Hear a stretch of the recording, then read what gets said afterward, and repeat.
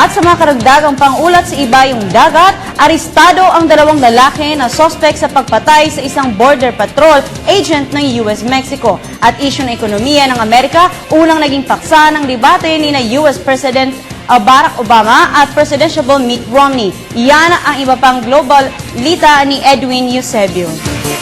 Inaresto ng Mexican authorities ang dalawang lalaki. Kaugnay ito sa hinalang may kinalaman sila sa pagpaslang sa US Border Patrol agents sa Arizona. Napagalaman na rumespondi lamang ang patrol agent sa signal ng ground sensor.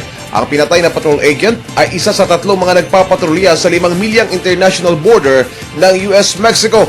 Nakadetene ngayon sa Mexico ang nadakip na lalaki sa siyudad ng Agua Prieta, estado ng Sonora, sa hilagang Mexico.